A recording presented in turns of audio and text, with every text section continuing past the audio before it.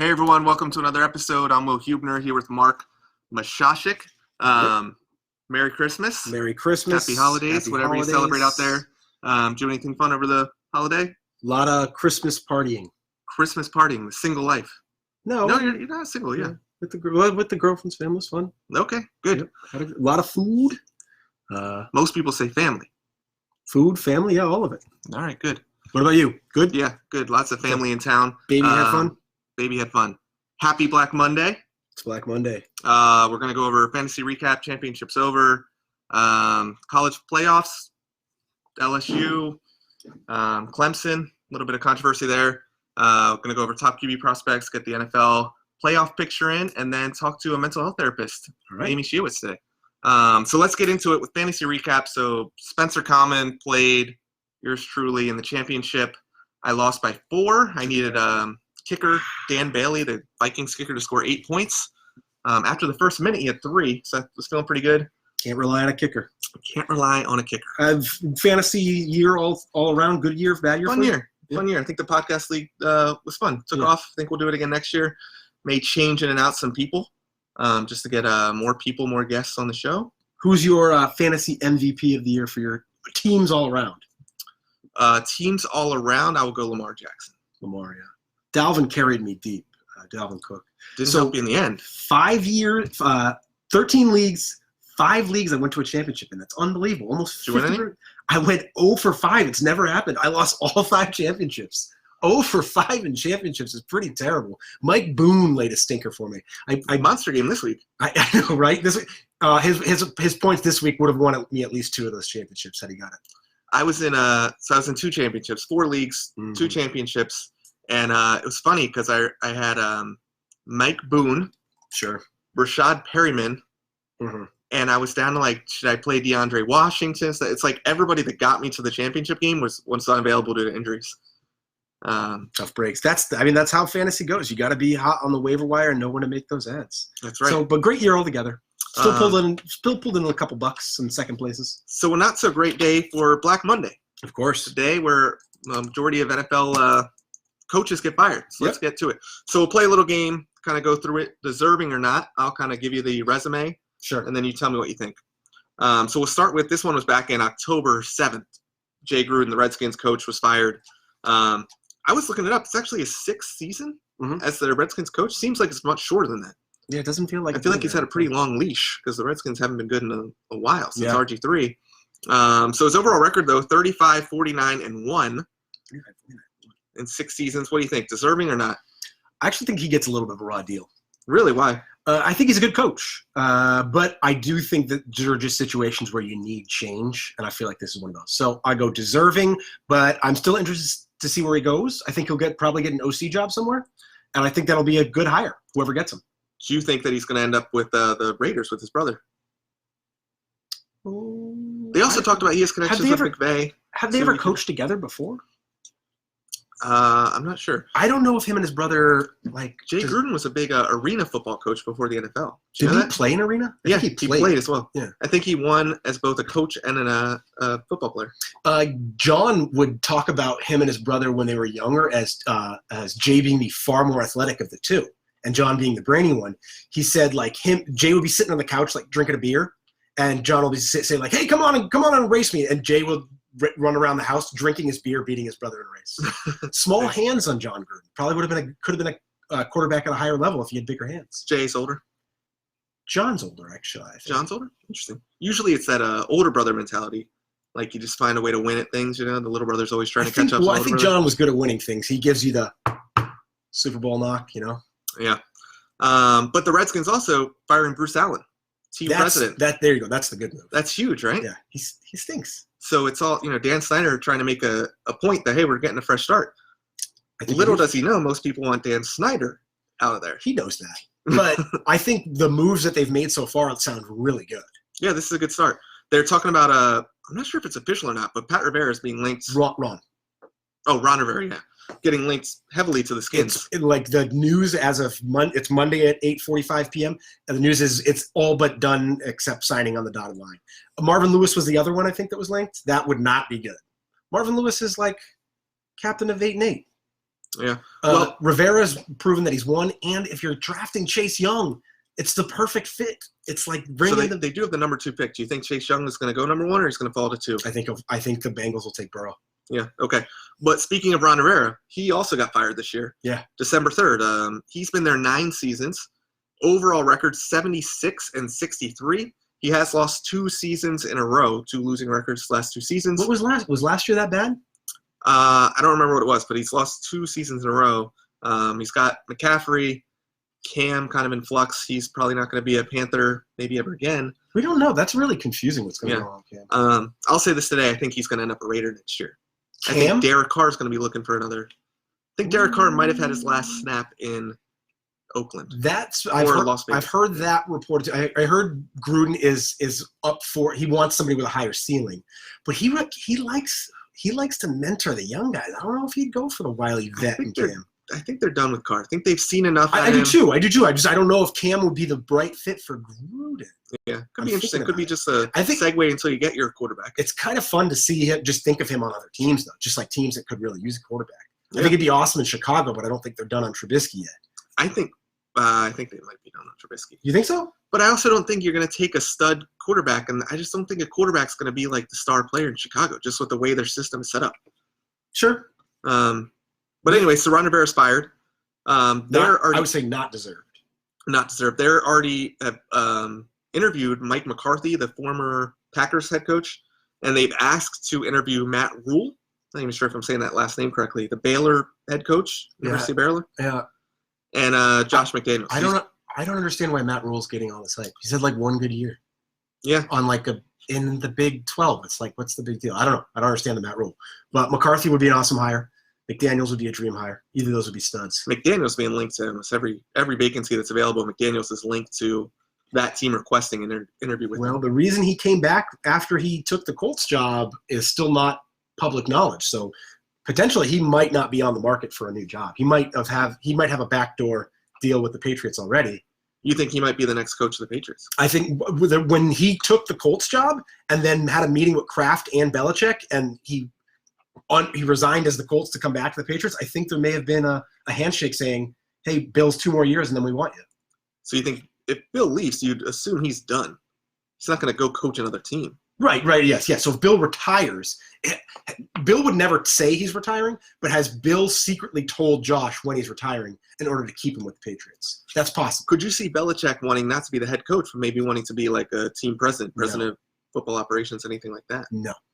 Not in name. I could see him potentially stay involved somehow, but not in name. He would not be in name at all. Is there a chance Brady and Belichick leave next year, start on a new team? No.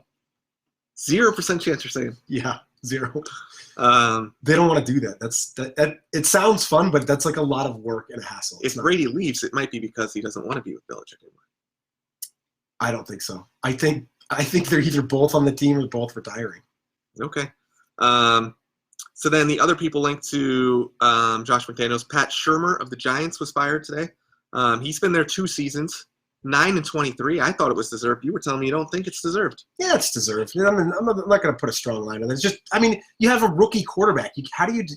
No one gets to deserve to be fired on a rookie quarterback's first season. I thought the Giants were still playing hard. I think I think it looks really good moving forward. So whoever gets the job, I think you're set up to whoever gets the job to look good. That's why I think it's a little bit of a raw deal, but you can't say like he deserves to be the coach after 2 losing seasons. They're linked Josh McDaniels. They're asking an interview, and Eric Bieniemy, the Chiefs offense coordinator. I could see Bieniemy being the fit. McDaniels, I don't think will go to New York. McDaniels' heavy favorite for if he does leave the Patriots would be the Browns, who fired Freddie Kitchens after 1 year. They went 6-10. I personally am never a big fan of. I think you got to give people 2 to 3 years, more so in college because you get your own recruits. Yeah, but Freddie Soup Kitchens is he doesn't even seem like he's a professional coach. He's running draws on 3rd and 25. It's like the weirdest play call I've ever seen. 6-10 they just have too much talent to go 6-10, and the whole Jarvis Landry asking to be out to the Arizona bench. Dude, asking to be so bad. Taking on their I team. think that is the number one fire for the offseason. Like, you got to expect Baker Mayfield to make a jump. He didn't, so you've got to try something else. And if Baker's not good next year, you got to scrap him. You got to hope that the problem is Freddie Kitchens and the problem isn't Baker Mayfield, which I think there is a good chance that it is. So they needed an offensive guru. So who else is interviewing with them? They got McDaniels would be great. Right. They're looking at Greg Roman, the Ravens offense coordinator. They're looking at Robert Saleh, the 49ers defense coordinator. See, that wouldn't be good because I think they need a quarterback. I think Ben-Ami would be another good fit there too. I'm a little bit confused as to the whole Greg Roman. You're looking for offense. You see, okay, the Ravens had the best offense this year, but that's Lamar Jackson. If you go back to when they had Flacco, when they had other, I disagree. I think that's huge, Greg Roman. But I won't discredit Jackson. I think Roman and Jackson are actually the perfect fit together. I think you're crazy to leave that job if you're Greg Roman because it's like that offense is designed for Greg Roman to run. That's like Greg Roman 101 offense. He's perfect for it. I can't tell you how many times I've watched Flacco and at the time Alex Collins go run, pass over and over and over and over again. Run, screen pass, run, screen pass. It wasn't working with Flacco. I'm just saying, he's having a great year. Lamar, they've changed the offense. They're changing the game, that whole thing. But if you take him and put him on a standard offense again, or what, is he going to scrap? So if he goes to the Browns, he's saying, forget Baker Mayfield. I'm drafting Jalen Hurts next year. You know, I don't think you can do that. I don't think he would succeed. Well, that's what I'm saying. I would stay in Baltimore. He's the running quarterback guru. That's like what he knows. Yeah. It's perfect for him. Stay, Roman. Ask for a raise. Other guys that are potentially on the move, they haven't been decided yet. So Jaguars are meeting with Doug Maroney and Dave Culver, the GM, tomorrow, Tuesday, and they're going to decide what they want to do with him. Apparently, the Jaguars have a new son has taken over some of the football operations. Really? And he actually likes Doug Maroney quite a bit, which is why they haven't fired. I think, but ultimately it's not his decision. I think he's just kind of a factor in the decision. But I think it's going to be down to somebody else. He's probably deserving. I don't know. Doug Marone's never had a good NFL record. Well, he's been there 3 years, 21-27, 2 losing seasons in a row. And Buffalo at one point was bad. I mean, their quarterbacks, Nick Foles, hurt all year. They got Leonard Fournette, who we both kind of disagree on how good he is. Yeah, but you've got a defense that's supposed to be the best defense in the NFL, and they play awful. I mean, it doesn't seem like a well-coached team. I don't know. Maybe the problem was Coughlin. None of the players hate Coughlin apparently. So, I don't know. I could see him I would be okay with that getting scrapped. Yeah, I think he's going to end up staying just because I think the son likes him. And I think he wants to keep him. I wouldn't be surprised if he's fired next year, though. Cowboys, Jason Garrett. That's probably the biggest one. They have the biggest spotlight. So he's been there nine and a half seasons. He came in 2010, halfway through. But during those 9 seasons, 85-67 overall record. Pretty good. Yeah. In his 9 years. Watch a game with a Cowboys fan? In his 9 years, he's had 1 losing season. 4-12 in 2015. Not sure what happened that year. Why were they so bad? Romo got hurt the year before they got Dak, maybe? They got Dak in 2016, and 2015 Romo was hurt, and they had Kellen Moore, who's a good offense coordinator now. I think that might have happened that year. He's had 4 8-8 seasons. But if you look the last 3 years, he's gone 13-3, 9-7, 10-6. This year, 8-8. That's not a bad track record. Yeah. I know you're expecting a Super Bowl with Dallas. I'm not sure why. Just because way back in the 80s and 90s they were really good. Come on. Yeah. I don't know. He does that starfish speech all the time. There's a million starfish on the beach, and the kid's picking them up, and he's throwing them back into the ocean. And the old guy goes like, "What are you doing? You're never going to get all these starfish back. It doesn't matter to any of them." He goes, "It does for this one." Well, I think in this case, for this one, it means I think they should get him out. That's what matters. But are you getting him out because he's a bad coach or because it's just time for a change? You just need change sometimes. It's just like not turning around. I really think that it all depends on Lincoln. I think they're waiting to see if they can get Lincoln Riley, and if they can get him, he's out. If they can't get him, maybe they'll keep him. But so the 3 people linked with the Cowboys is Lincoln Riley from Oklahoma, sure, Urban Meyer from Ohio State, and Matt Rule. Baylor guy. I don't understand the Matt Rule. Urban would be intriguing, but I would say history tells us that would probably be a bad hire to get a college coach that's been out of football for a couple of years. Not to mention he was having health concerns is the reason why he left football. So I don't know if you want to hire someone who's debate on the whole him and who's that offensive strength and conditioning coach? He had potentially had knowledge of that he hit his wife, domestic abuse, right? Yeah. So was he kicked out, or did he leave? Didn't he leave under health concerns? I don't know. I think some PR with that. Yeah, if you can get Lincoln Riley, how do you not do that? He seems like a genius right now. So let's switch gears slightly. Let's go college playoffs since we're talking about college coaches. Okay. So LSU just absolutely stomped Oklahoma. Yep. Burrow throws for 7 touchdowns in the first half, runs for another touchdown, eight total touchdowns. They're a better team. Doesn't even finish the game. That's how much they're winning by. And then Clemson squeaks out one against Ohio State. Yep. Do you think they deserve to be in the playoffs now? To be in the playoffs, yes. I never said they didn't deserve to be in the playoffs. Maybe they should put UCF in or something instead of Clemson. If Clemson would have lost one game to anybody this year, they would not have deserved to get in.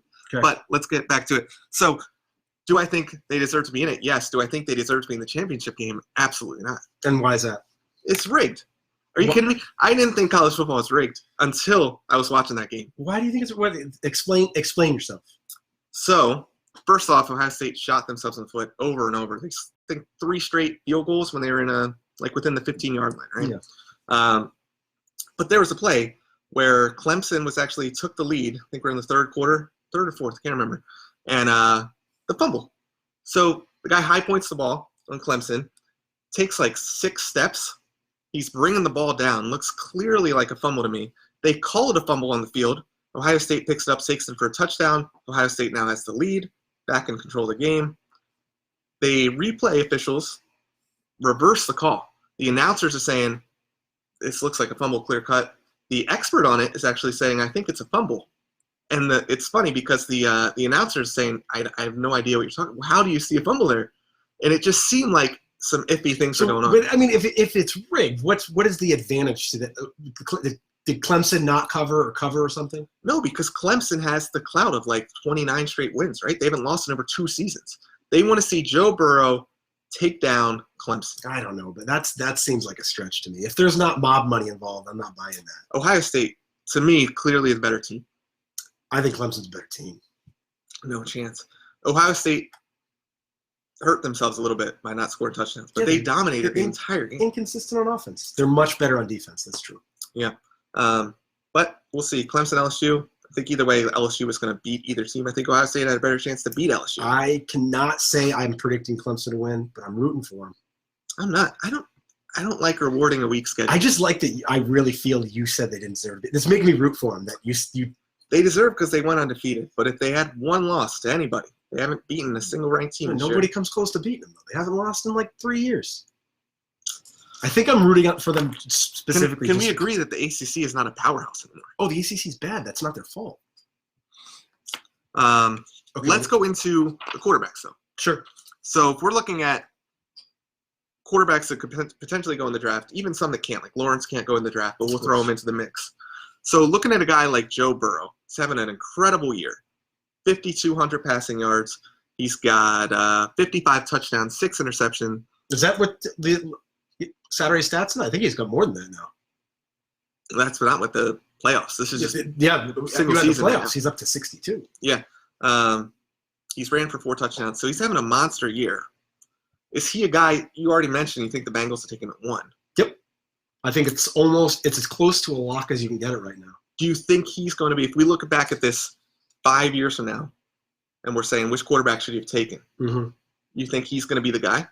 I have to say that right now, I would say if it was me, if I was the Bengals, I would take Joe Burrow. But I think it's heavily risky. You can never predict on guys who've had 1 year. He's just a 1-year starter. And that makes it very skeptical. Let's go back and analyze back his time at Ohio State behind Dwayne Haskins. Why did he lose the job to Dwayne Haskins? Dwayne Haskins did not have a phenomenal rookie year. He played a lot in 2018 last year. So last year he went for 2894 passing yards, 16 touchdowns, 5 interceptions, threw 57% compared to 77% completion rate this year. This is incredible year he's having this year. Oh yeah. But well, I'm saying that there's not as much tape on him as the guys that we say are home runs. And does that help him? From a draft standpoint? No, for why he's having such a great year. Does it help him that teams haven't really seen what he can do yet? I don't think so. I don't think that's – I don't see his style as something that needs to be figured out. I would take him first overall. Everything we've seen has been great. He does check all the boxes. Now, if we throw Lawrence in there, if Lawrence was available for this year, would you still take Burrow? No, I'd take Lawrence. So what's the difference there? He checks every box. What boxes does Lawrence check that Burrow doesn't? That I've seen it for 7 years and not 1.5. One of the knocks on Lawrence is he doesn't have that. We had it in the previous episode, but that killer mentality, right? He's very laid back, very much like doesn't seem Sunshine. Yeah, sunshine in him. he's just a laid back kind of like I don't know. You remember watching the national championship last year? He didn't look that laid back. He was bulldozing 290-pound Alabama defensive lineman. So Lawrence checks every box. Barring anything going wrong, he'll be the number 1 overall pick next year. The only box Burrow doesn't check is just a long degree. Lawrence was the number 1 quarterback coming out of high school, and then he's moved forward and shown that he deserves to be the highest at his position. Burrow came on as, a smaller guy that developed a little slower. Now we've seen him become a great quarterback, but Lawrence is like that home run. It's like Andrew Luck. It's a for sure, and they don't come around a lot, and Lawrence is that. I think, I like Lawrence a lot. I think Lawrence is going to be a guy that's going to be in the league for a long time. But I will say that he has improved his rushing ability much, much more. This year he's ran for 514 yards, not including this last game where he ran. He's a beast. He's just like 240 pounds of masher. This year, 514 and 8 rushing touchdowns. Sure. Last year, 177 rushing yards and 1 touchdown. So that's a big part of his game that he improved. Yeah, I think it's just making the offense more complex in year 2 for him. I think they were, as his and he didn't even. I don't even know if he started week 1 as a freshman. It might have been week 2. But consistency: 3,400 yards this year, 3,300 last year, 67% completion rate this year, 65% last year. I mean, you're getting the same thing out of him. It's a little bit better each. Number 1 overall pick next year for sure. My gut's telling me. Do we have a tank name for tank for? Tank for Lawrence. Stank for Trank. I can't think of one. Yeah, the guy. I think Burrow's having a great year. I don't know. My gut's saying bust on him. Okay, I have no problem. Like I said, there's a big flag of that. It hasn't been a long consistency. Would you take him if you were the Bengals? Or it's too bust? You wouldn't. I wouldn't. I'd probably go Chase Young. But a guy I do love is Justin Fields. He's fun to watch. For me, he checks every box. He is the perfect quarterback for today's game. He can pass. He's got 41 touchdowns, 3 interceptions, 67% rate. He's got a great arm, and he can run. 10 rushing touchdowns, 484 Big yards. difference between him and Lamar, though, is Fields will take hits, and he gets nicked up with injuries. I would agree. Stays in the game.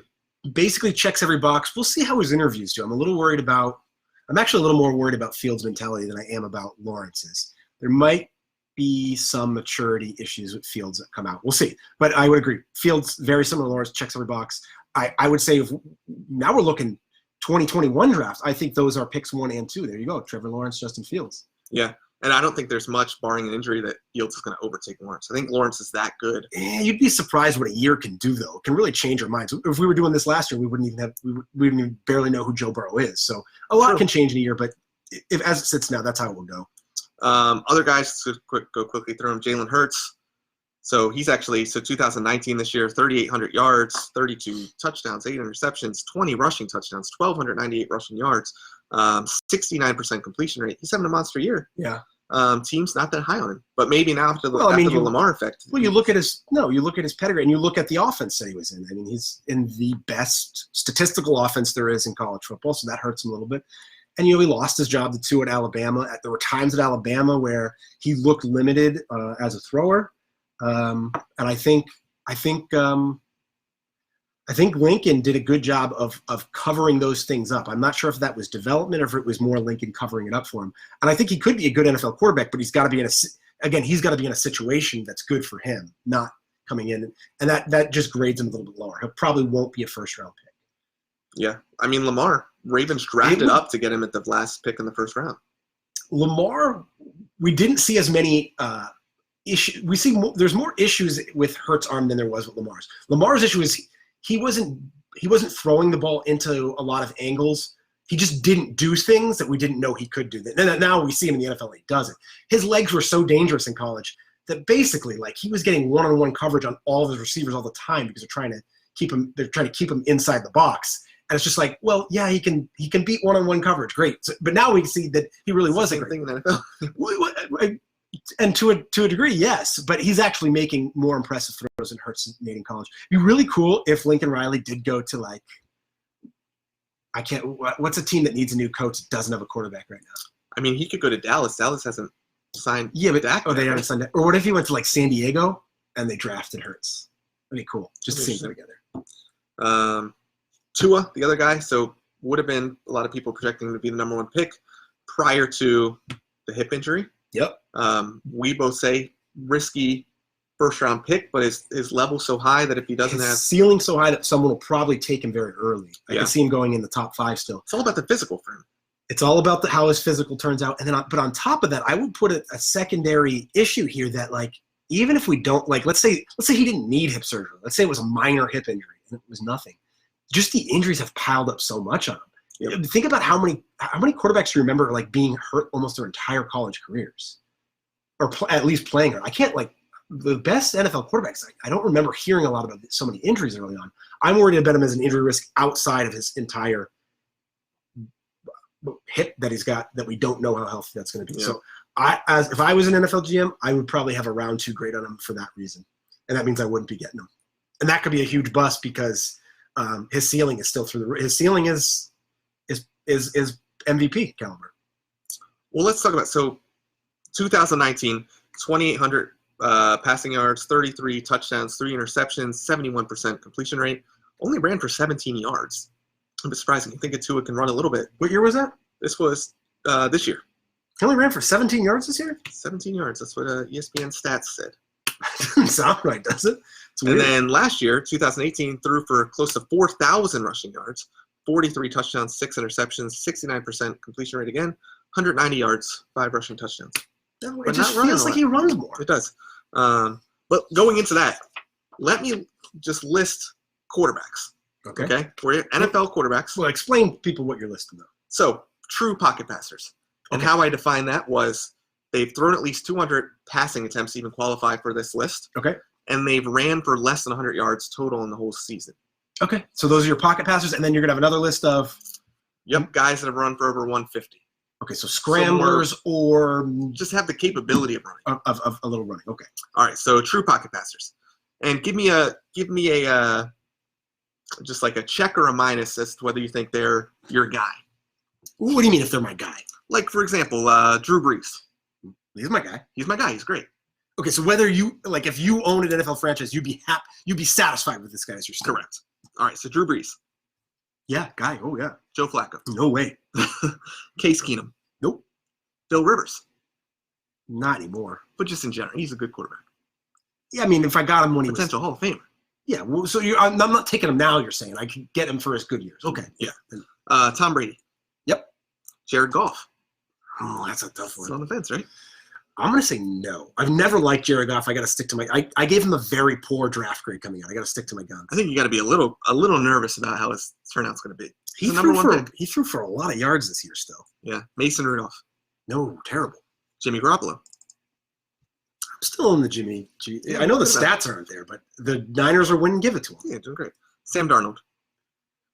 I'm going to say, if you asked me 8 weeks ago, I might have said yes, but it's not looking good. I'm going to say no. Okay. Kirk Cousins. No. Matt Stafford.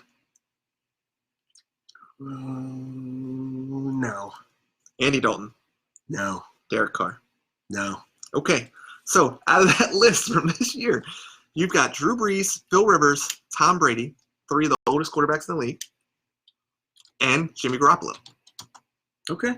Now let's go over a list of the ones that have rushed for over 150 yards. Okay. Which is not that much. It's 10 rushing yards a game.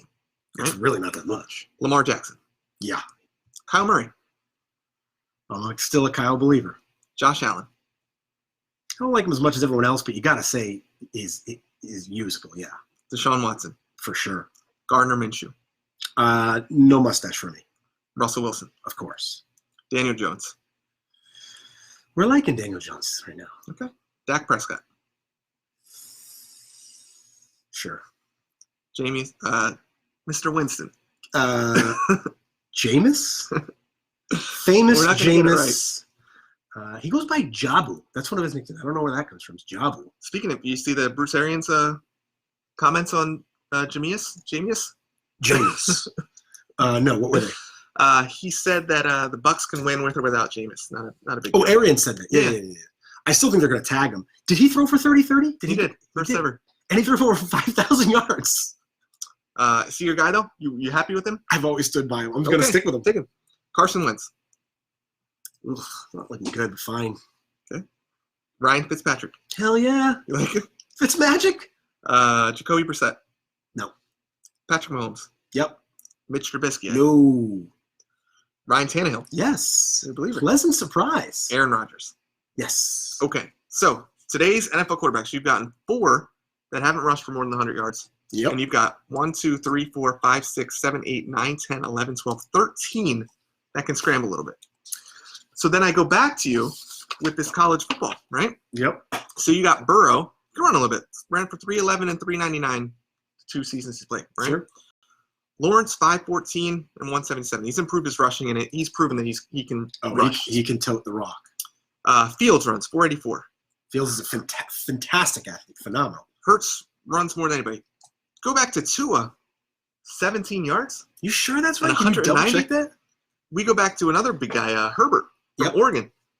Ran for 21 rushing yards this year.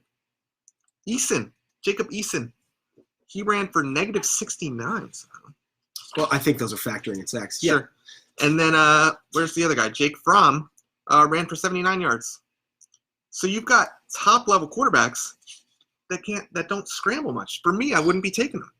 Yeah, so I think the reason that you're seeing the NFL quarterbacks scramble more is actually because of the vice versa. I think the quarterbacks that are getting more tutelage in the coming up stages are quarterbacks that can run because that's the way the offenses are going. I think Kyler Murray may have been convinced into playing a different position if he came out 10 years ago in college. I agree. And because these high-flying offenses are working in college, I think the best tutelage in quarterbacks are going to guys who are more likely to run. As far as your list of whether I think those guys would pan out or not, I think it's like hard to do a statistic, but being mobile in the pocket, I think, is more important than rushing. I would say Breeze is mobile in the pocket. He escapes pressure, but he doesn't run for yards. Ben Roethlisberger is another great example, or just not going down in the pocket. Right. So there's something to say about those big, strong guys that can do it. So too. Roethlisberger not on the list because he didn't throw 200 passing. Herbert is a big. He's a very big athletic guy. He can move in the pocket. He really struggled under pressure this year.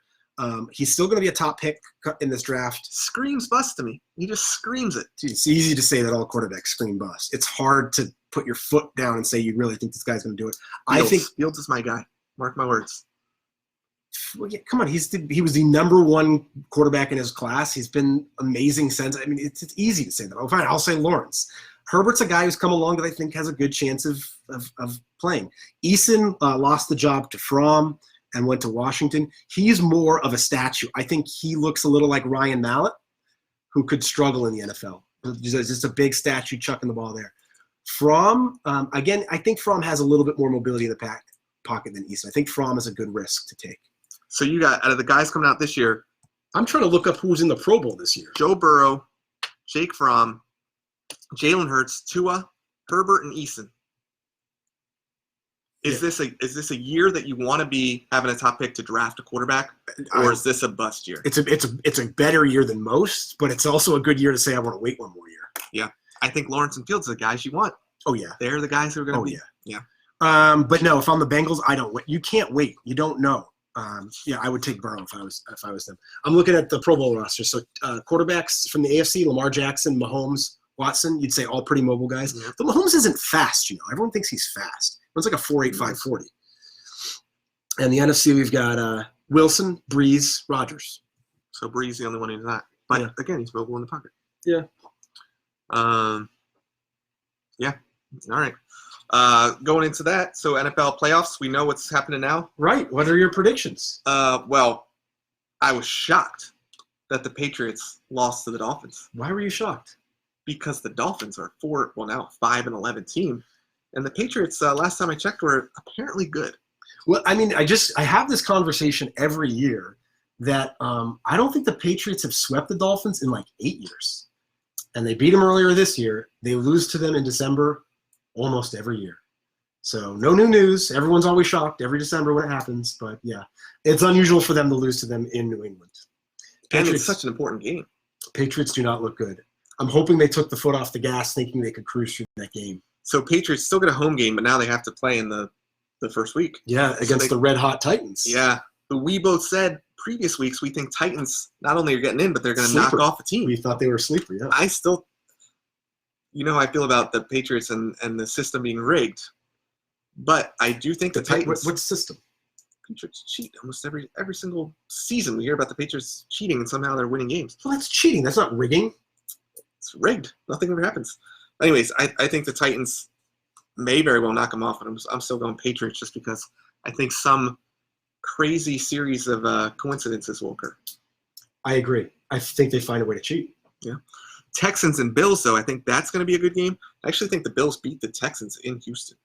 I think Houston's so unpredictable. Man, I watched them all year, a lot of fantasy guys on the team.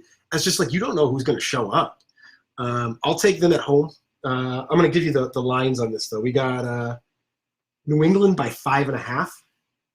You taking that?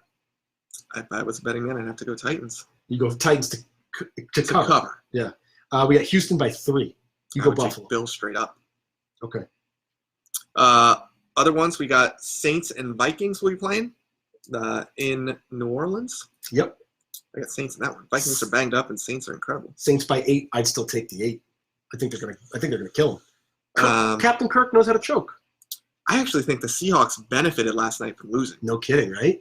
I don't think the Seahawks would tell you that. So the Seahawks lost to the 49ers, which pushed them down. So instead of having to play the Vikings at home, they're getting Philly on the road. I think they've lost 4 home games this year. Philly? No, Seahawks. Surprisingly, they're losing a lot of games at home this year. Marshawn Lynch, what do you think about that? It's cool. I don't think he looked good. Dude, it's desperate. That's a desperate play if I've ever seen one. It's cool. Yeah. It'd be nice to see him do a little run. He's not the type of guy that you're thinking, oh, he's been working out every day hoping for the chance that somebody call. Like, he's out of shape. Well, I think he's – no, I don't think – I don't think he's been – wasn't great when he was in the – I don't think he's waiting for a call, though. I think, like, he called them and said, I'm ready. And they're like, we're ready for you. Yeah. A little bit interesting that – so the first time they got down to the goal line, they gave it to him. He jumped in. Pretty athletic play, right? Yeah. At the end of the game, they were, like, at the 2-yard line. Granted, they had no timeouts. But give it to him. Come on. Yeah. Philly by 1? No, I'm going Seahawks to win that game. Taking the Hawks. I would take Seahawks by like 5. That line's going to change as we get closer. If Philly is favored, that's crazy. They getting anybody back? Is anybody on the verge of being healthy for them? I don't think so. Right, Jeffrey's out for a long time, right? Jeffrey had the Lisfranc surgery. Yeah. Who's the other? There's nobody left. Aguilar? Aguilar's there. Is he? I think so. He's a little banged up. And they got J.C. Arcega-Whiteside. Yep. Ertz is out. Is he really? Yeah, he's what hurt. happened to Ertz? Hammy, maybe? Goddard's good. Goddard's good. Goddard's like an Ertz twin. It's hard to tell them apart. Yeah. I had Ertz on some fantasy. 86 and 88. Yeah, I had him on fantasy teams. It's impossible to tell who's catching the ball. Like, 88. So who's your pick to win it all in the AFC? All right, so that would go Pats Chiefs. I'll take the Pats to beat the Chiefs in Kansas City. I'll say Chiefs win that game. And then we got what's the other one? Who's coming to Baltimore? Well, you said Texans. I said Bills. I think Baltimore wins that game regardless. Correct. So Baltimore wins, although it does make me nervous that their stars won't have played in over 3 weeks. I will take Pats or Chiefs, winner of that game, to beat Baltimore. That's ridiculous. I just got a feeling. I actually really want to pick Kansas City to do it because I don't think the Pats can do it, but I feel bad I got to pick the Pats to go. This is the first Baltimore team I've had in a while. So the year they won it all, they had to go through Denver. They had to go through Patriots. It was like a tough game after tough game, and we somehow – the Broncos, remember we got that long Hail Mary? Yeah. But it was always like, oh, man, now we got to play this team. Not enough dirt on the Baltimore jerseys this year. They got to go through some more stuff, I think. This year, I want them. Like, I want the Patriots to play. I want Baltimore to just take out the Patriots. I want Baltimore to get some revenge on the Chiefs. Chiefs beat them early in the year. Chiefs, you got to watch out. The Chiefs are just as good as Baltimore. I disagree. Easily. No, they are. They just are. They've just been banged up. That's why the record is. Marcus Peters signs an extension. What a great pickup for the Ravens. It's huge. So some would say better than Jalen Ramsey right now. I haven't The watched trade, him the way close. it's this I haven't season. watched him close enough. All right, so you're going to go with either the Patriots or Chiefs. Yeah, I think you should pick one. I'll go Chiefs. All right, I'm going Baltimore. So come out of there. And then I'm going to go Saints, and we both have Seahawks beating Eagles. Yep. Amy, who we're going to get on in a minute, we'll ask her predictions, but she's Sure. a big Eagles fan. All right. And then, so that would put 49ers would be playing the Seahawks, and the Packers would be playing the Saints. I got Saints and Niners. Yeah, I'll go Saints and Niners. And then I'm going to take the Niners, At home, you got it, right? although the Saints are good.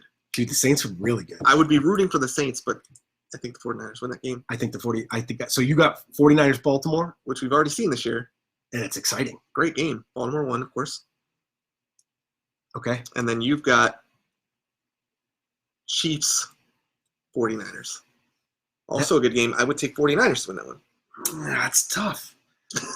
It's tough. Mahomes is good, man. He's Mahomes for a reason. Yeah, I got Chiefs to beat 49ers. If the Chiefs make it out, I'm saying Baltimore. Either way, whoever's coming out of the AFC is winning it for me. I go AFC too. All right.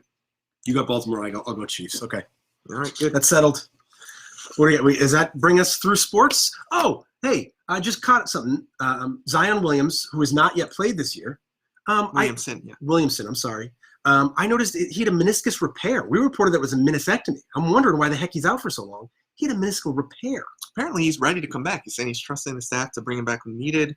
He said he's relearning how to walk again. I don't know if that's good. I'm happy that someone brought it up to him, but I don't know if that's good news that he has to learn to walk.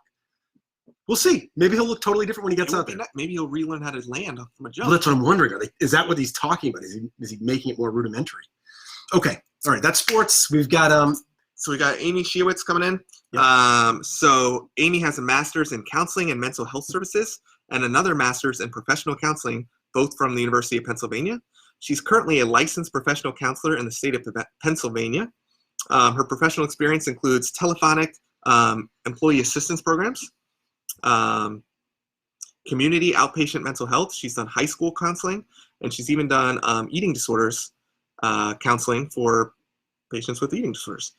She's currently supervising a team of master's level clinicians working on telephonic employee assistance programs.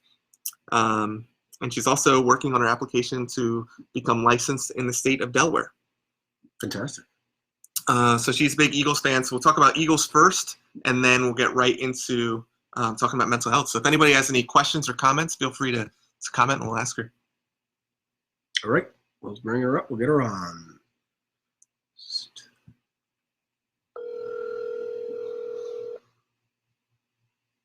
Get Amy on the line here. Hello? Hello? Hello? Hey, Amy, welcome to the show. Amy, you're on with Will and Mark. Hi, Will and Mark. Thanks for having me. So we want to just first off start off, we just went through our NFC predictions, and we know you're a Okay. huge Eagles fan. So what are your thoughts on you get to host the Seahawks?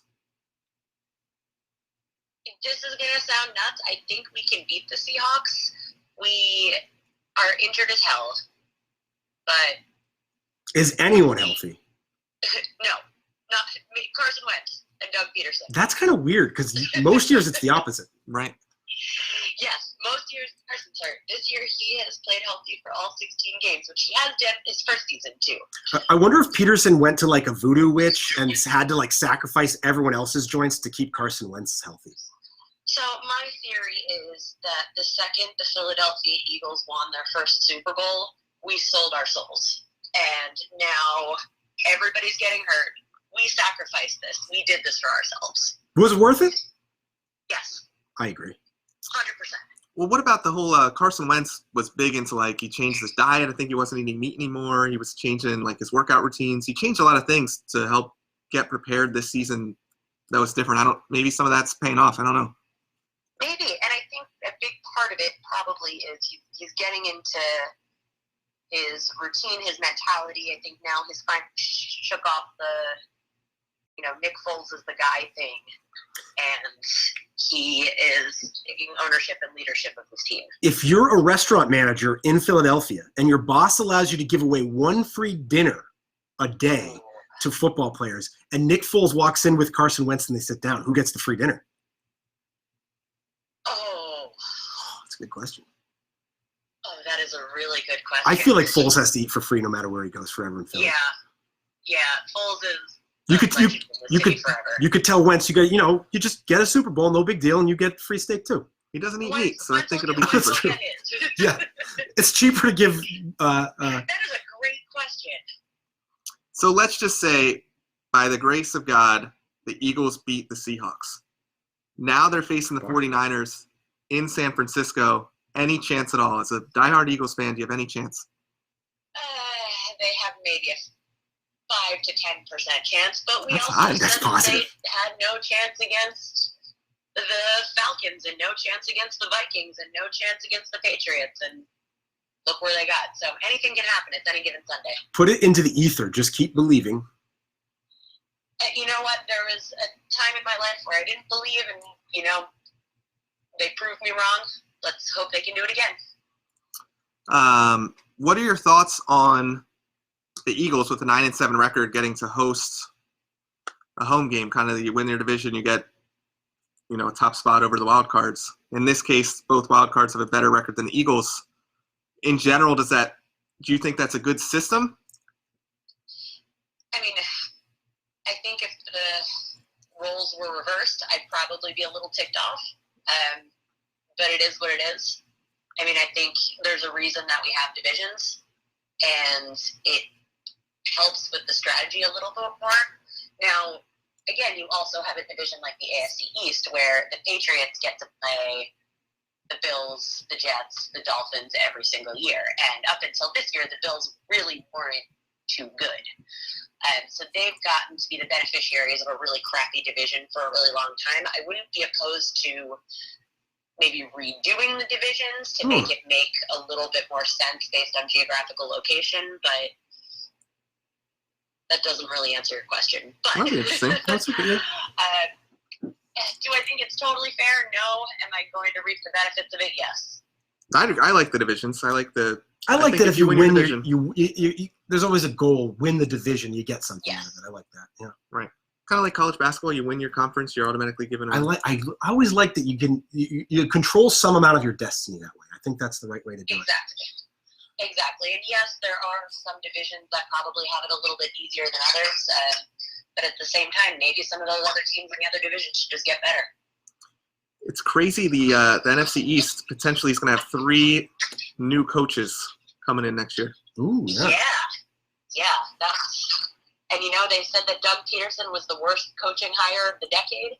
Somebody said that when he got hired. Wow. He doesn't Pretty look funny. quite as good without all his expert assistants, though. It's been a little tough. Hey, Doug Peterson, I got to give him some major credit. He has gotten to the playoffs 3 out of 4 years. The only year he didn't was his first year as a head coach, and he did it with guys from, working at the Acme at wide receiver. Of course, yeah. So, Amy, bring us back into some of your work and what you do in behavioral mental health, and just let us know your career arc, sort of what got you interested in going into this field, and what are some of your passions that, things you work on and you want to keep working on? Yeah, so right now I am supervising a team of mental health clinicians for a telephonic employee assistance program. So we take calls from various people from various companies who are dealing with either some stress at work, some stress with their family, et cetera, et cetera. It can be a wide variety of issues that they might be dealing with. We get crisis calls, and really our job is to make sure that they're getting what they need, that they're getting that immediate support, and that we're, making sure that they're getting the best care moving forward. I became interested in mental health. I kind of always knew that I was going to do something like this. Maybe not my exact job that I have right now, but when I was 12 or 13, I started getting really into psychology. I was picking psychology books, reading all about, kind of why people did what they did, why people make the decisions that they make, why, what are the factors that go into how we behave, how we are, and who we are. And when I got into college, I studied psychology, and I remember sitting down with my aunt, who's a psychologist, and her best friend, who's also a psychologist, the day after Thanksgiving dinner, and they were talking about their jobs as mental health therapists and what they did on a daily basis, and I was hooked. I was just totally transfixed with what they did, and I just thought it was the coolest thing. It just hit me in that moment. Okay, this is what I'm doing. And so I went to grad school for counseling and psychology, and did some outpatient work. I worked in partial hospital settings, and worked, as a telephonic EAP counselor for a while, and now I'm supervising that team. Next steps for me, and continuing to kind of do what I'm doing right now, but I'm hoping to get my license in the state of Delaware. I already have it in Pennsylvania, but my aunt, who's the psychologist who kind of inspired me to do this work, works in Delaware, and once I get my license there, I can join a part-time private practice with her, which would be pretty fun. Awesome. That sounds really good. Yeah, I love it. It's challenging work, but it's really rewarding. I think, as you both know, as healthcare professionals, it's not easy what we do. Yeah. With the employee assistance program, is that something you fell into, or is that something that you had a real interest in? Is it run through the companies or through the insurance? Yeah, so this is something that I totally just kind of fell into, and I ended up really liking it. So our company contracts with various employers, and it's the employees that call in, and we're the ones that support them. So we're not, we're technically, not associated with the insurance itself. It's part of their employee benefits, so they get these counseling visits that they can use, at no cost to them. It's totally separate from their health insurance, so it really allows people to get the support that they need, hopefully without having to worry about, financial considerations, co-pays, deductibles, all that. No, that's awesome. So Yeah. what are people that are working at the company that give you a call, what are some of their common complaints or issues that they kind of want to talk out with you? Yeah, can you tell us just what type of company they usually work at? Is that okay to say? We contract with, I can't even tell you how many companies, a lot of them. So we will get, anything from somebody that's, working for a state as, kind of a union worker to, we've gotten pilots before calling in. So it's pretty fascinating. We get kind of a wide variety of people. So it's not necessarily the highest stress jobs. It could be any job. It can be any job. And some of the jobs are really high stress. Others are not as high stress. We've gotten anything from, just kind of frontline workers to CEOs calling in. Gotcha. So it really runs a pretty wide gamut. And then what are the most common things you see as a healthcare provider? Yeah, we see a lot of anxiety and a lot of stress management things, a lot of relationship issues. I would say depression, anxiety, and relationship problems are probably our big top three that we get. Yeah, it's interesting because I think there's kind of this negative stigma that comes with mental health, and you thinking of the guy who's wants to hurt himself, or something really devastating is about to happen, and you just listed three things that I think the majority of people experience it at some point, right? Whether Exactly. They consider it a medical diagnosis or not. Everyone gets down or anxious, and it's a great service to be provided. Absolutely, and I think the thing is, you can have a diagnosis, you cannot have a diagnosis, and at the end of the day, it's not really the diagnosis that matters. It's what you're going through. It's how you're going to get through it, and that's how we talk about mental health in a way that's productive, that's supporting folks, no matter whether you have a diagnosis or not. So if someone comes and they're have high anxiety, what are some of the things that you can kind of retrain or kind of work towards improving? How do you go about that? Yeah, so that's a great question. It really depends on, kind of what that person's situation is, and there's a lot of different schools of thought on this. So one of the schools of thought is, kind of helping them manage some of that in the moment anxiety, and then getting to more of those, figuring out kind of what those triggers are to, what's causing their anxiety in the moment, how are we dealing with the triggers. And then there's some of the, okay, what's really, really causing the anxiety? Is there something more deep-rooted that's going on? And is this something that can be resolved with medication, or is this something that can be resolve with some short-term intervention. So it really, honestly, I think it kind of depends on what the person is dealing with. I don't think there's one right or wrong way to manage it or to treat it. I think, anxiety is not something that can necessarily be cured. For a lot of mental health diagnoses, there's no quote-unquote cure per se. There are different things that you can do to help manage it and to make it easier to deal with as time goes, but there's still always going to be those environmental triggers that come in. I think a big part of managing the anxiety, managing depression, is recognizing what those triggers are. And, mindfulness-based practices are something that can really help. Just helping you, when your brain starts to spiral, helping you do things to stay in the moment. So one of the things that usually in my line of work right now, because we really are short-term, we're just trying to figure out, what a person can do right now in this moment until they're able to get connected with longer-term care. And one of the things that we'll do on the phone if somebody's, dealing with some major anxiety, or we can cue in and see that somebody's, maybe having a panic attack over the phone, is to just do something called a grounding technique. So what I'll do is I will have people look around and notice 5 things in the room that they can see and list them out.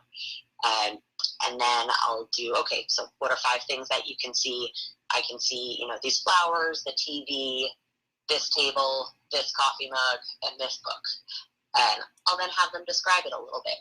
And as they start to describe what it is that they're seeing, they start to become more centered and in the moment, and it gets them out of that spiral. And so we'll do that, and then I'll say, okay, what are 4 things that you can touch, 3 things that you can hear, 2 things that you can smell, and 1 thing that you can taste. And we'll go into some of the more specific details on those things to help them recenter themselves. That's amazing. So that's one. I think it's so surprising to me that people don't understand or just don't know to even think about how mindfulness can really affect our mood completely. I mean, we do it. We have to do things like this in physical therapy all the time. Just calming someone down, and there's different ways we could do that. Has a tremendous effect on their level of pain. When they calm down, they're like, oh, I don't have that pain anymore, So it's very interesting using mindfulness to treat the entire human system. Absolutely. And I think there is, obviously that component of, mental health and physical health connecting too.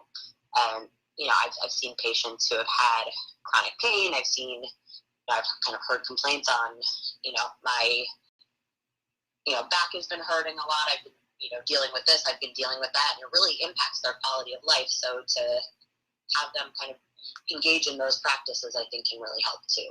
Yeah, I would say, from a physical and mental perspective. I know Will would agree with me on this. Neither of us have a degree in mental health at all, but there are some days I feel at the end of the day that I did more mental health counseling than I did physical therapy, and for the good of my patients too.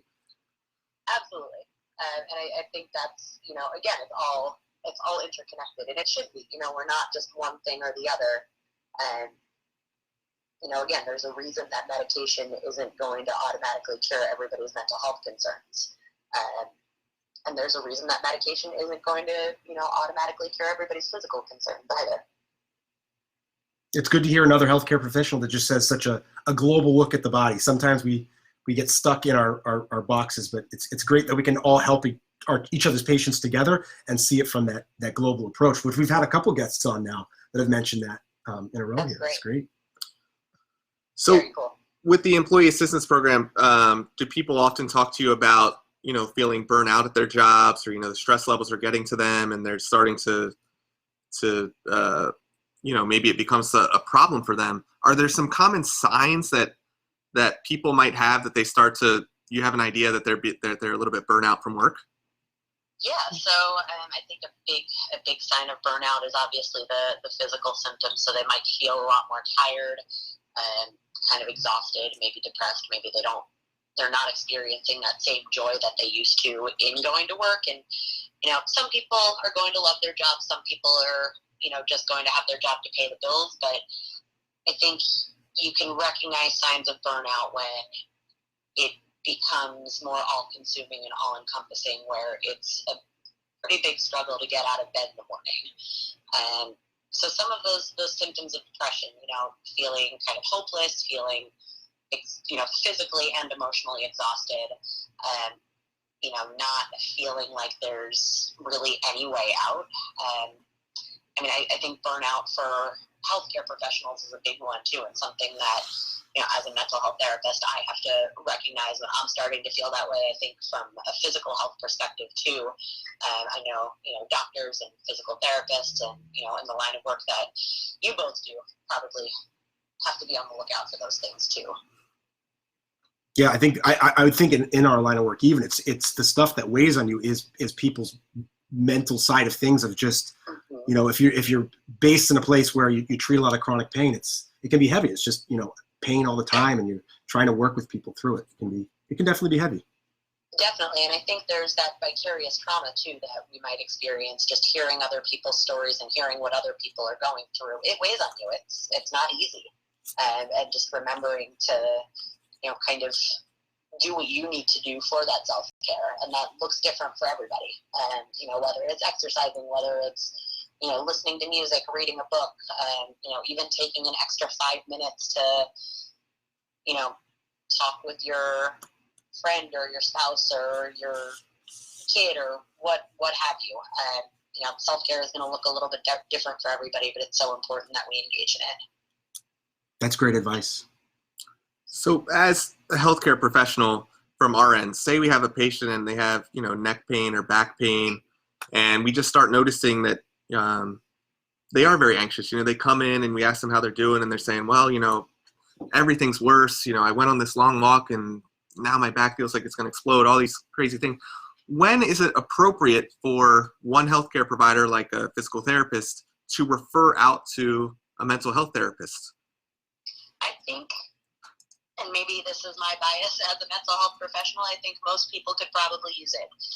So I don't know if there's really an inappropriate time to refer out. I would definitely say, if you're starting to notice that one of your patients is having some of those symptoms of anxiety, if they're having symptoms of depression, even if you feel like they could just benefit from talking to somebody, it never hurts. We have we're Facebook live stream right now. We just got a comment or a question for you. So it says, working in the health profession as a busy clinician, what are some ways to deal with burnout or prevent it? And this is from Rebecca. Oh, hi, Rebecca. Thanks for asking that question. I think, again, taking little breaks throughout the day when you can. I know it's not always easy, but I think we also have the ability to prioritize and figure out what's going to be important to us throughout the day. And so even if it's just a 1-minute activity to kind of recenter yourself and get yourself back on track, all it takes is I like to say that all it takes is a minute. If you can just have a minute to walk away from your computer or walk away from, wherever the workspace is, and just take a couple of deep breaths, I think that can make a world of difference sometimes, even if it's just something really, really little. You're not always going to have the time during the day to, exercise for an hour or read a long book or, listen to something. You can usually take a minute to just breathe. Yeah, sure. It's good advice. Just breathe. Just breathe. Deep breath in, deep breath out. And it's not going to cure everything, and I don't want to make it sound like, that's the end-all be-all answer, because everybody's, going to have a different response and a different reaction. I would also advise whoever's listening to this to, figure out what works for you. What works for me isn't necessarily going to work for the next person, and that's okay. And everybody's different. It's, all about kind of going with what makes you happy and what brings you joy in that sense of peace. I love that. It's beautiful. So you mentioned earlier relationship problems were one of the kind of your top 3 that you say people often have issues. Mm-hmm. Does this include, issues with maybe your boss or your coworkers, things like that? Absolutely. We get a ton of those. So there are, we get a lot of people, dealing with kind of issues at work, and we have to kind of tread very carefully too, because, it's not our job to necessarily fix the problems at work. It's to help somebody be better equipped to handle those on their own. Yeah. So you're being hired by the company, correct? Yeah. So if you're not saying anything negative about the company. But can the company ask that if there are problems that you do unveil to let them know and they can maybe try to make it better, or is that kind of strictly off? It really depends on the situation. So in probably 95% of cases, I would even say more than that, maybe 99% of cases, unless there is a signed release of information, we cannot disclose anything to the company. It's treated just like, any other medical records are. So we have to abide by HIPAA standards. Now, there are cases where, maybe the company mandates that somebody goes to counseling. In those situations, they'll probably have the employee sign a release of information so that they can be kept up to date on what's going on and try to best support that employee. But a lot of the calls that we get, if somebody, is dealing with a lot and, the manager or the company recommends that this person call into us, and usually they will put the employee in one room and leave the room and let them do the talking. Have you seen the show Billions? I have not. Oh, you should watch Billions. There's an office therapist, and she really wields all the power in the office. Wendy. Watch it. You, as a counselor, I think you would enjoy that. Yes. All right. I'm adding that one to my list. So in the world of physical therapy, the insurance world of physical therapy, if you're going through insurance, PT or physical therapy is considered short term. Like kind of get them to be to the point where they can kind of, maybe they still have a little bit of pain, but they can do the daily activities that they need to do. For something like mental health, to me, it just seems like it's probably a long-term issue. Like you said, you might not cure anxiety, but maybe you can give them some techniques to help with like grounding and things like that you mentioned. How long do people, and I know it'll vary, but how long generally do people talk to you, or, is it twice a week for 6 weeks, or kind of how does it work that way? Yeah, so what we do specifically on our end, most of our phone calls with somebody are just one and done. And we'll refer out to in-network counselors that are in the area. Depending on what a person's plan is, and it really depends on what the company itself purchases, they might have 3 visits that they can go and see an in-network counselor, and once they see that person for 3 visits, if they decide to see, that they need additional counseling, they would go through their insurance. For some, it's 10 visits. It really depends on what the contract is and what the plan is.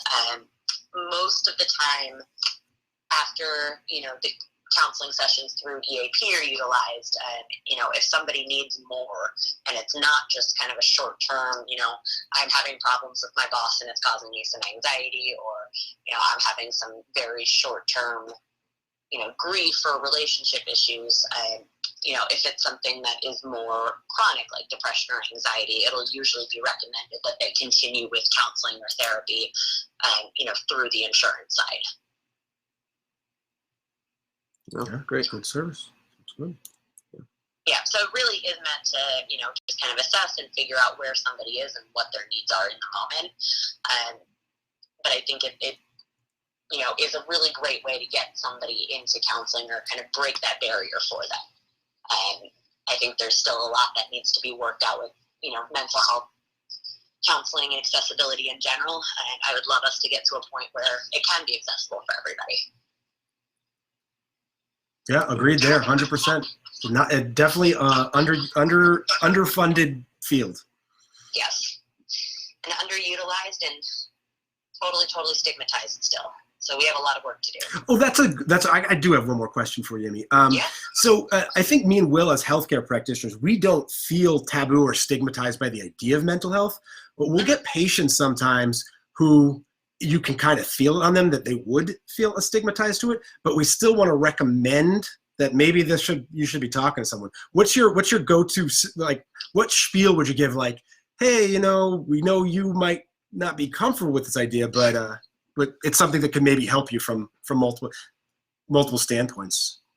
Yeah, and I think one of the things that I'll do if somebody maybe doesn't feel like they're totally ready to take that step is just, understanding and validating where they are in that moment and just trying to support them how I can, saying something like, I understand that, this might be a little bit tough, or it might not be something that you've considered.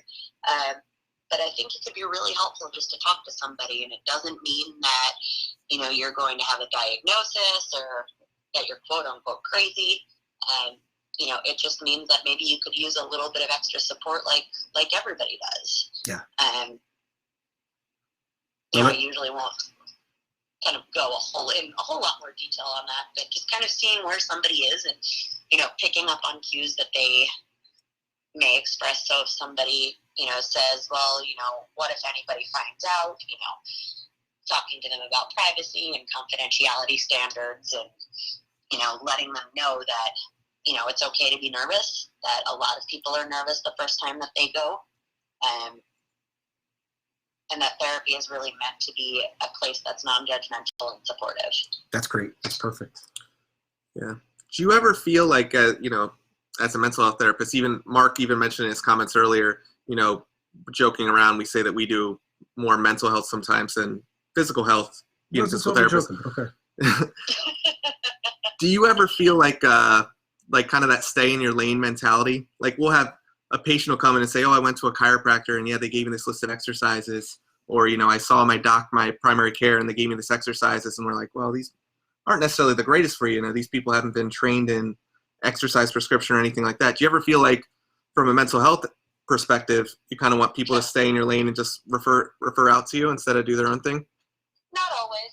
Again, it really depends on the situation. I don't know if it's, wise for somebody else to be kind of treating longer term depression as, a physical therapist or what have you. But, if it's something short term and you have a, potential intervention that could be helpful, why not? Sometimes just listening, like you said. Right. Exactly. And listening really does, honestly, it's such an important step. And I think a big part of mental health and trying to get people on the right track is just being heard and feeling, understood and validated. Nope, that's that goes a long way in, relationships with patients, whatever it is. I remember early on, I thought somebody comes to me and they vent to me, they're looking for a solution. That's hardly ever the case. They just want to vent to you. Right. Mm-hmm. What's Tony Robbins say? There are people who are, there's two responses that come at you. People that are giving you a loving response or people who are crying at you for help. If you respond thinking those two ways, you should always give a good response. Mm-hmm. Don't answer a cry for help with a cry for help. It's a good quote. I'll have to use that one. Okay. All right. And then lastly, Amy, you did not make the playoffs? Or no, you No, I did not. Okay. This year. I started poorly, and then I went on a decent run, and then I stunk again. I kept trying to trade you bad Eagles players, trying to rip you off on your hometown fanship. Yeah, that method's not going to work for me. It was worth a shot. I know our players are mostly bad. I was thinking of Mark when you were talking about the signs of depression, feeling hopeless, not wanting to kind of go on. I was thinking about you and your fantasy team. I feel like that's how you felt. Well, yeah, 0-5 in championships is rough, but we'll be back next year. No depression on that one. Oh, that's funny. I'm sure, Willie, you're probably not feeling too depressed right now with the Ravens being as they are. I am very happy with the Ravens. Killing it. We'll see. Killing it. I just feel, whether it's home or not, I feel like they can't be beaten right now. That's a good feeling. Yeah, I ride it. I'm worried about them in the championship. Like, I was excited that we played the Steelers, even with RG3 and Gus Edwards. Like, I knew we were just going to take it to them. And it just, even though they wouldn't have gotten in because the Titans still won, it feels good to knock them out. Last year, we knocked them out when we beat the Browns at the last second. Remember, they kept showing the Steelers watching the video. That was a great feeling to see their hopes squashed. Chiefs will be tougher. It's a beautiful thing watching not only your team make the playoffs, but your division rivals getting knocked out. Yes. Like, if they had a panorama of all the Cowboys fans when the Eagles won, that would be a great thing to see as an Eagles fan. My favorite video right now is seeing Jerry Jones as he's watching the Cowboys pummel Washington, watching Boston Scott run in for his third touchdown, and he's like, all right, this is done. It's just, it brings so much joy to my life. It That's was. my self-care. My self-care is just watching sad videos of Jerry Jones. I think it was like a 17-17 game in the third quarter, right? Was it 17-17 in the third quarter?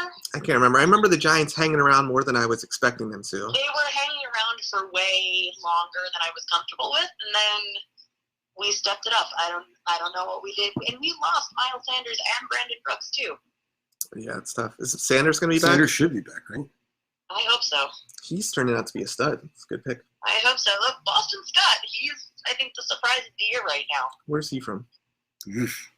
Is He a was Boston on College our guy? practice squad. I don't know. My Oh. next door neighbor. No, okay. And then your other guy, your receiver's like Ward right now? Something Ward? Greg Ward Yeah, Jr. Greg Ward, Where's he He from? was- Houston? he was a quarterback at Houston Okay, that's right. that they converted to wide receiver. And then he played for the AAF for a while. Boston Scott, Louisiana Tech. Was he good? Huh.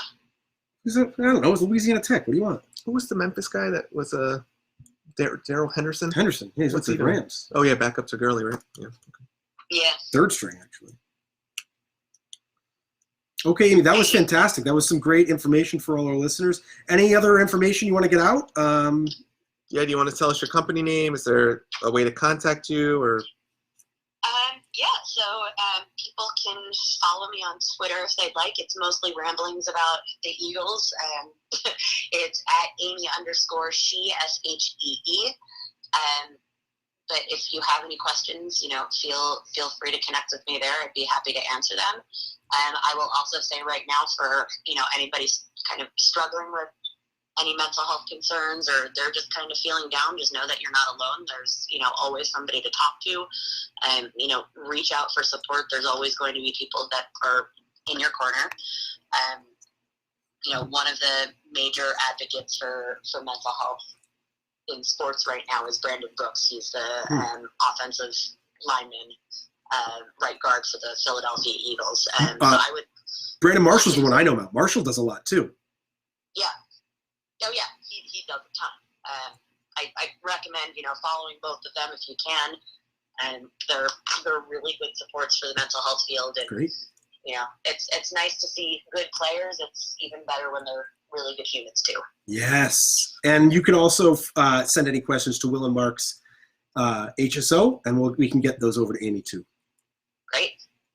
Okay, Amy, thank you for coming on. Thanks for having me. Take care, guys. all right, thanks, Amy. Bye. What do you think? Pretty good. Yeah.